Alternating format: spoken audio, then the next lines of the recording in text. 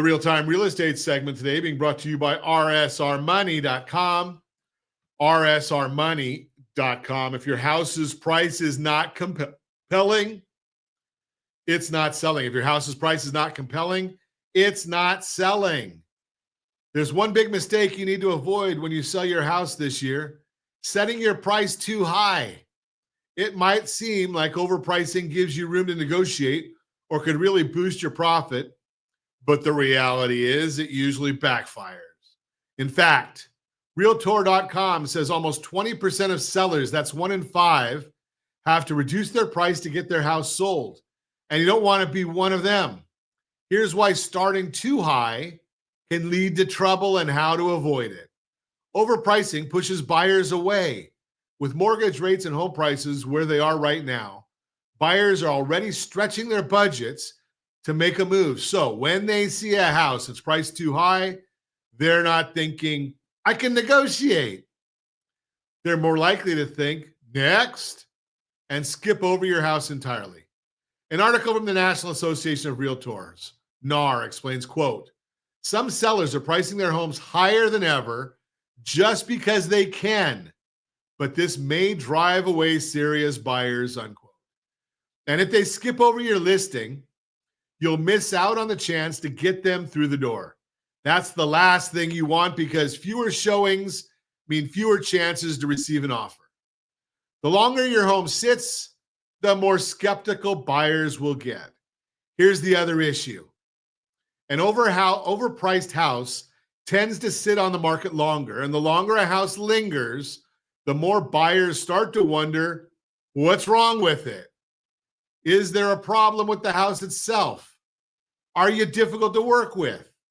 Even if the only issue is the price, that extra time creates doubt, as U.S. News says, quote, setting an unrealistically high price with the idea that you can come down later does not work in real estate.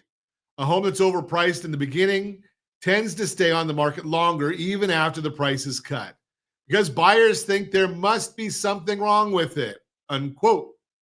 At that point, you'll have no choice but to lower your price to drum up interest. But that price reduction comes with its own downside. Buyers may see it as another red flag. And there's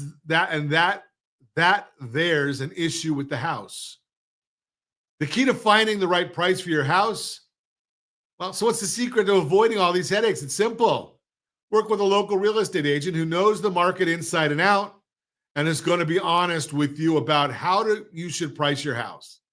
You don't want to partner with someone who just agrees to whatever number you throw out there. There's not an expert who's going to get you the best results. You want an agent who recommends a price based on their expertise. The right agent will use real-time data from your local market to help you land on a price that makes sense, one that grabs attention, attracts buyers, and still helps you walk away with a great return. Someone who has been there and done that and done it well. That's the agent you want to work with. Remember the bottom line: if the price isn't compelling, it's not selling. Instead of shooting too high and scaring off buyers, work with a local agent who knows how to price it right. Give me a call at 800-306-1990, 800-306-1990. Then I'll put you in touch with that agent. Now, I also want you to go and look at the video that we did on this, rsrlinks.com/salesmax, rsrlinks.com/salesmax. We actually show you in there how to get the maximum price for your real estate. rsrlinks.com/salesmax. That is the real-time real estate segment brought to you by rsrmoney.com, rsrmoney.com.